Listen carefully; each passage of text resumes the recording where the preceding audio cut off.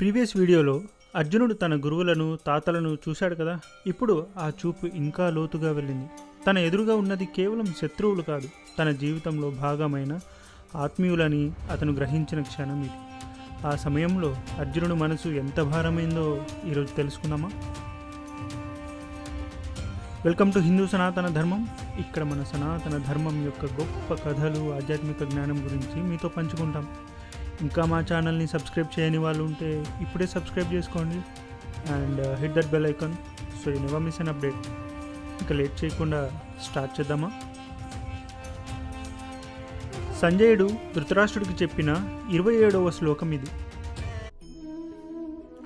స్వసురాన్ సుహృదశ్చైవ సేనయోరుభయోరపి తాన్ సమీక్ష్య స కౌంతేయః సర్వాన్ బంధూనవస్థితాన్. ఇంతవరకు అర్జునుడు యుద్ధానికి సిద్ధంగా ఉన్నాడు. పాండవులపై జరిగిన అన్యాయాలన్నీ గుర్తొస్తూ ప్రతీకారం కోసం గాండివం పట్టుకున్నాడు.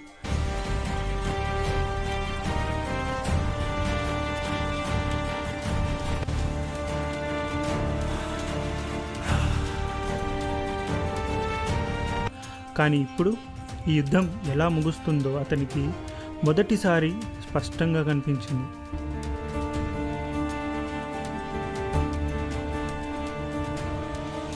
ఇది విజయంతో ముగియదు, ఇది ఆనందంతో ముగియదు, ఇది భ్రాతృహత్యతో ముగుస్తుంది. ఆ ఆలోచనే అర్జునుడి హృదయాన్ని చీల్చేస్తోంది. ఇప్పటి వరకు రాతిలా గట్టిగా ఉన్న అతని గుండె మెల్లగా కరిగిపోతుంది. ధైర్యం స్థానంలో గందరగోళం కలుగుతోంది, పరాక్రమం స్థానంలో సందేహం మెదులుతోంది, విజయాసక్తి స్థానంలో భయం వేస్తోంది.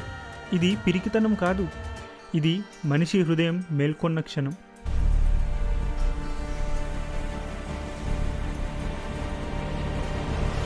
ఇదే కారణంగా సంజయుడు అర్జునుడిని కౌంతేయ అని పిలుస్తాడు. అది ఒక సాధారణ సంబోధన కాదు.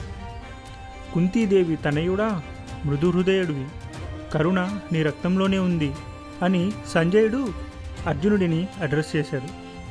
అర్జునుడిలోని ఆదరించే స్వభావం, మమకారం, కరుణ ఇప్పుడు పూర్తిగా బయటకు వచ్చాయి.